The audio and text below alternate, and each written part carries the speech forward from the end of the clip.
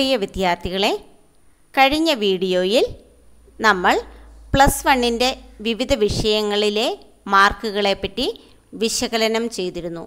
കുറേ ചോദ്യങ്ങളുമായാണ് നമ്മൾ ആ വീഡിയോ അവസാനിപ്പിച്ചത്.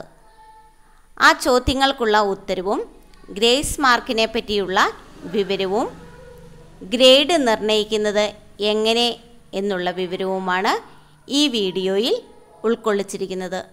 ഏവർക്കും നമ്മുടെ പുതിയ വീഡിയോയിലേക്ക് സ്വാഗതം.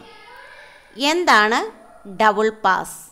പ്ലസ് വണ്ണിൽ 30% മാർക്ക് കിട്ടാത്ത വിദ്യാർത്ഥി എങ്ങനെയാണ് പ്ലസ് ടു ജയിക്കുന്നത്? പ്ലസ് വണ്ണിൽ A+ കിട്ടാത്ത വിദ്യാർത്ഥി എങ്ങനെ പ്ലസ് ടുവിൽ A+ നേടും? തുടങ്ങിയ ചോദ്യങ്ങളായിരുന്നു കഴിഞ്ഞ വീഡിയോയിൽ നമ്മൾ പറഞ്ഞിരുന്നത്. നമുക്ക് ചില മാർക്കുകൾ വിശകലനം ചെയ്തു നോക്കാം. സബ്ജക്റ്റ് വിത്തൗട്ട് പ്രാക്ടിക്കൽ ഇല്ലാത്ത സബ്ജക്റ്റുകളുടെ മാർക്ക് വിശകലനം ചെയ്തു നോക്കാം. പ്രാക്ടിക്കൽ ഇല്ലാത്ത സബ്ജക്റ്റ് ഉദാഹരണത്തിന് ഇംഗ്ലീഷ്, എക്കണോമിക്സ് പോലെയുള്ള വിഷയങ്ങൾ. പ്ലസ് വണ്ണിലെ ഒരു വിദ്യാർത്ഥിയുടെ മാർക്കും പ്ലസ് ടുവിലെ ഒരു വിദ്യാർത്ഥിയുടെ മാർക്കും ആകെ ആ വിദ്യാർത്ഥിക്ക് ലഭിച്ചിരിക്കുന്ന ആ വിഷയത്തിൻ്റെ മാർക്കുമാണ് ചിത്രത്തിലുള്ളത്. പ്ലസ് വണ്ണിൽ 80 മാർക്കിൽ 24 മാർക്ക് ആ വിദ്യാർത്ഥിക്ക് ലഭിച്ചിട്ടുണ്ട്.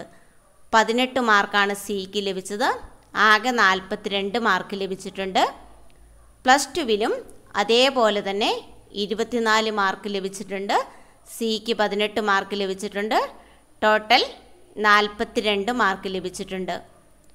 ആകെ ആ വിദ്യാർത്ഥിക്ക് പ്ലസ് വണ്ണിലെയും പ്ലസ് ടുവിലെയും മാർക്ക് കൂട്ടി നോക്കുമ്പോൾ ടെർമിനൽ ഇവാലുവേഷന് അല്ലെങ്കിൽ തിയറി എക്സാമിനേഷന് ലഭിച്ചിരിക്കുന്ന മാർക്ക് 24+24 48 മാർക്കാണ്. 160-ൽ ഫസ്റ്റ് ഇയറിലെ 80 മാർക്കും സെക്കൻഡ് ഇയറിലെ 80 മാർക്കും.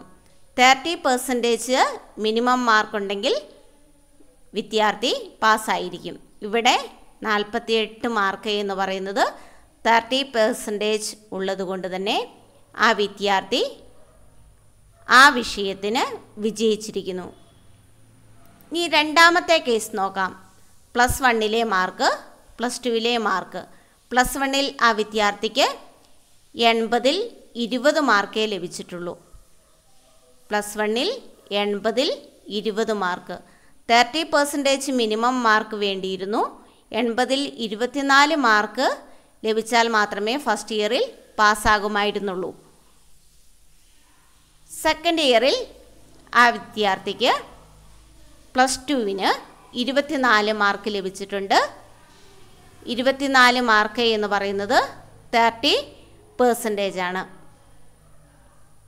ഇനി പ്ലസ് വണ്ണിൽ ലഭിച്ചിരിക്കുന്ന 20 മാർക്കും പ്ലസ് ടുവിലെ 24 മാർക്കും കൂടെ കൂട്ടുമ്പോൾ 44 മാർക്കാണ് ആ വിദ്യാർത്ഥിക്ക് ആ വിഷയത്തിന് ആകെ ലഭിച്ചിരിക്കുന്ന മാർക്ക്. 160-ൽ 44 മാർക്ക്. ബിലോ 30% ആണ്. 160-ൻ്റെ 30% എന്ന് പറഞ്ഞ മാർക്ക് ലഭിച്ചാൽ മാത്രമേ ആ വിദ്യാർത്ഥി പാസ്സാകുകയുള്ളൂ. അതുകൊണ്ട് തന്നെ 44 മാർക്ക് ലഭിച്ചിരിക്കുന്ന വിദ്യാർത്ഥി പ്ലസ് ടുവിൽ ഫെയിലായതായി പരിഗണിക്കപ്പെടുന്നു. കാരണം 30% മാർക്ക് ലഭിച്ചിട്ടില്ല. ഇനി മൂന്നാമത്തെ കേസ് നോക്കാം. പ്ലസ് വണ്ണിൽ ആ വിദ്യാർത്ഥിക്ക് 20 മാർക്ക് ലഭിച്ചിരുന്നു. പ്ലസ് ടുവിൽ 28 മാർക്ക് ലഭിച്ചു. ജയിക്കാൻ വേണ്ടുന്ന മിനിമം മാർക്ക് എന്ന് പറയുന്നത് 24 മതിയായിരുന്നു. അതിനു പകരം പ്ലസ് വണ്ണിൽ കുറഞ്ഞ ആ 4 മാർക്കും കൂടെ വിദ്യാർത്ഥി അധികം വാങ്ങിച്ചിട്ടുണ്ട് പ്ലസ് ടുവിൽ. അപ്പോൾ ആ വിദ്യാർത്ഥിക്ക് ആ സബ്ജക്റ്റിന് കിട്ടുന്ന പ്ലസ് വണ്ണിലെയും പ്ലസ് ടുവിലെയും മാർക്ക് എന്ന് പറയുന്നത് 20+28 48 മാർക്ക് ലഭിച്ചിട്ടുണ്ട്. അതുകൊണ്ട് തന്നെ ആ വിദ്യാർത്ഥി 30% മാർക്ക് അക്വയർ ചെയ്തതുകൊണ്ട് തന്നെ പ്ലസ് ടുവിൽ പാസ്സായതായി പരിഗണിക്കും. അപ്പം ആ വിദ്യാർത്ഥി പ്ലസ് ടുവിൽ വിജയിച്ചതായി പരിഗണിക്കപ്പെടുന്നു. കാരണം പ്ലസ് വണ്ണിൽ കുറഞ്ഞു പോയ ആ മാർക്കും കൂടെ പ്ലസ് ടുവിൽ ആ വിദ്യാർത്ഥി അധികം വാങ്ങിച്ചിട്ടുണ്ട്. ഇത് നേരെ തിരിച്ചും വരാം.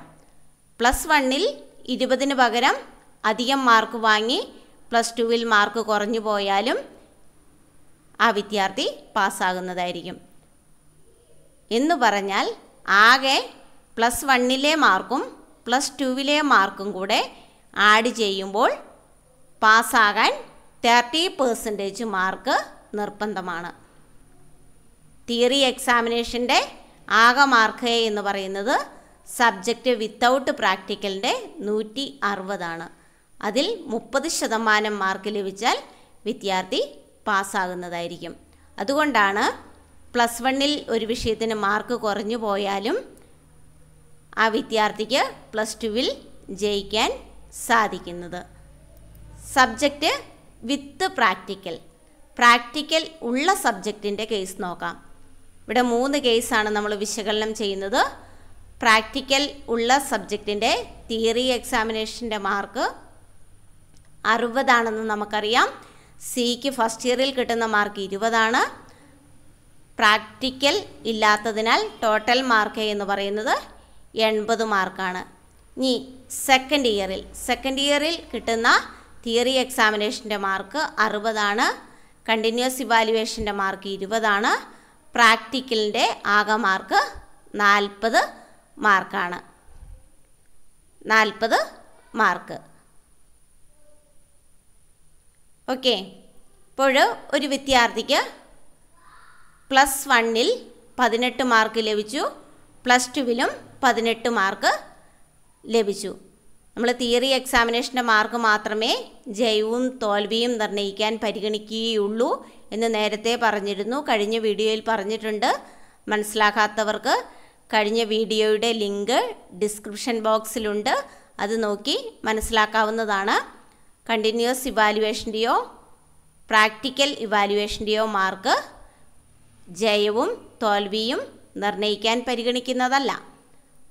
തിയറി എക്സാമിനേഷന് 18 മാർക്ക് ലഭിച്ചിട്ടുണ്ട്, പ്ലസ് ടുവിലും 18 മാർക്ക് ലഭിച്ചിട്ടുണ്ട്. ഇപ്പോൾ ആ വിദ്യാർത്ഥി theory എക്സാമിനേഷന്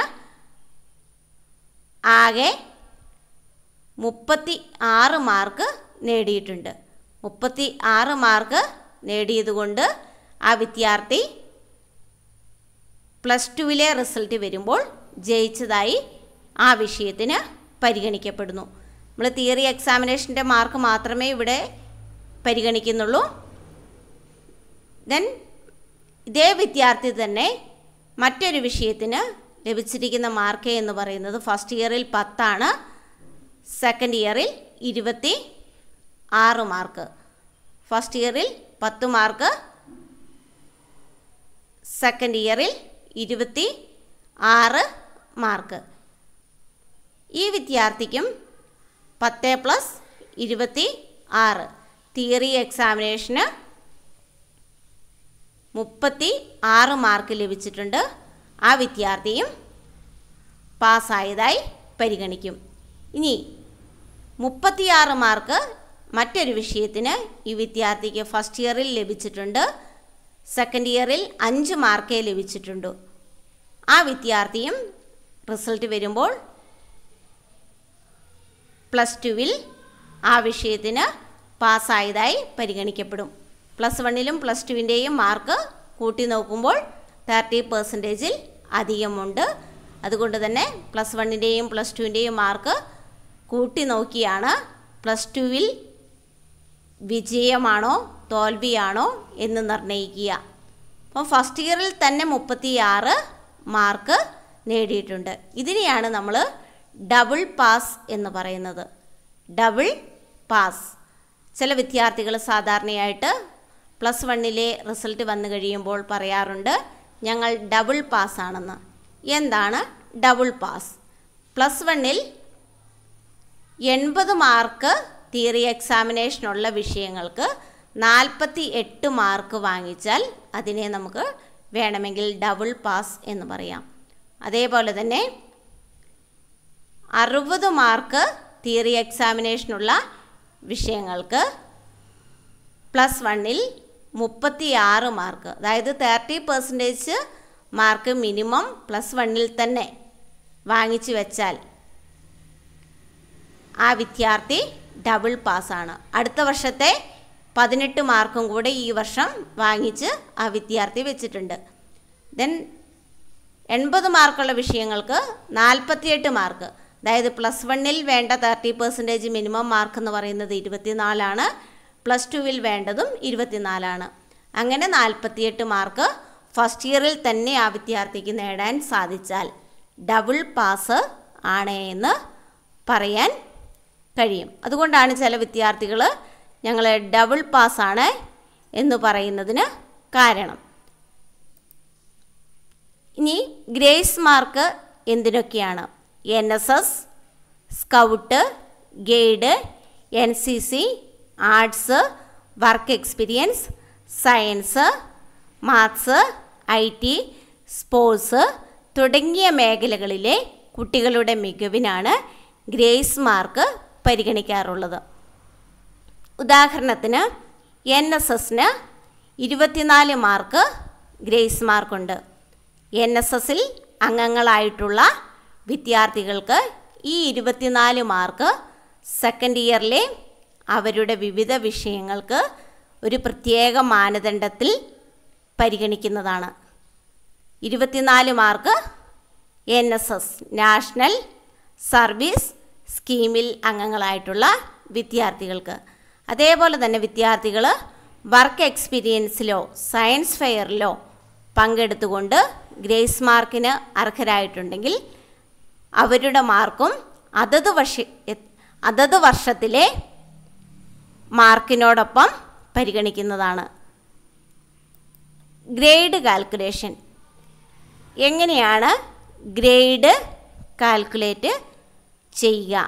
grade calculation mark divided by total mark into 100. Example, ഒരു വിഷയത്തിന് ഒരു വിദ്യാർത്ഥി +1ലെയും +2ലെയും മാർക്ക് കൂട്ടി നോക്കുമ്പോൾ 180 മാർക്ക് ലഭിച്ചിട്ടുണ്ടെന്ന് ചിന്തിക്കുക. ആകെ ആ വിദ്യാർത്ഥിക്ക് ഒരു വിഷയത്തിന് 180 മാർക്ക് ലഭിച്ചിട്ടുണ്ട്. ആ വിഷയത്തിൻ്റെ ആകെ മാർക്ക് എന്ന് പറയുന്നത് 200. പിയും ടിയും സിയും എല്ലാം കൂടി കൂട്ടിയിട്ടുള്ള മാർക്കാണിത്. അപ്പോൾ 200ൽ ഒരു വിഷയത്തിന് ഒരു വിദ്യാർത്ഥിക്ക് 180 മാർക്കാണ് ലഭിച്ചത് ഇൻറ്റു 100. അപ്പോൾ ആ വിദ്യാർത്ഥിക്ക് കിട്ടുന്ന മാർക്കിൻ്റെ പെർസെൻറ്റേജ് എന്ന് പറയുന്നത് 90% ആണ്. 90% എന്ന് പറയുന്നത് A+ ഗ്രേഡായിട്ട് പരിഗണിക്കപ്പെടും. 90% എന്ന് പറയുന്നത് A+ ഗ്രേഡായിട്ട് പരിഗണിക്കപ്പെടും. ഏതൊക്കെയാണ് ഗ്രേഡുകൾ? റേഞ്ച് 90 മുതൽ 100 വരെ ഉൾപ്പെടുന്ന റേഞ്ചിലുള്ള മാർക്കുള്ള വിദ്യാർത്ഥികൾക്ക് A+ ഗ്രേഡ്. 80 മുതൽ 89 വരെ റേഞ്ചാണ് ലഭിക്കുന്നതെങ്കിൽ പെർസെൻറ്റേജ് ആണ് കേട്ടോ പറയുന്നത്, A ഗ്രേഡ്. 70 മുതൽ 79 വരെയാണെങ്കിൽ B+. 60 മുതൽ 69% വരെയാണ് നിങ്ങൾക്ക് ലഭിക്കുന്ന മാർക്കെങ്കിൽ B. 50 മുതൽ 59% വരെയാണ് ലഭിക്കുന്നതെങ്കിൽ C+. 40 മുതൽ 49% വരെയാണ് ലഭിക്കുന്നതെങ്കിൽ C. 30 മുതൽ 39% വരെയാണ് ലഭിക്കുന്നതെങ്കിൽ D+. ജയിക്കാനുള്ള മിനിമം യോഗ്യത എന്ന് പറയുന്നത് 30%. അപ്പോൾ ജയിക്കാനുള്ള മിനിമം ഗ്രേഡ് എന്ന് പറയുന്നത് D+ ആണ്. ഇത് 30% മാർക്ക് തിയറി എക്സാമിനേഷന് മാത്രം വാങ്ങിയിരിക്കണം. ബാക്കി കണ്ടിന്യൂസ് ഇവാലുവേഷൻ്റെയും പ്രാക്ടിക്കൽ ഇവാലുവേഷൻ്റെയും മാർക്ക് ടോട്ടൽ ഗ്രേഡ് നിർണ്ണയിക്കുന്നതിന് മാത്രമേ പരിഗണിക്കുകയുള്ളൂ. ഓക്കെ, എല്ലാ കാര്യങ്ങളും മനസ്സിലായിട്ടുണ്ടെന്ന് ചിന്തിക്കുന്നു. Thanks for watching.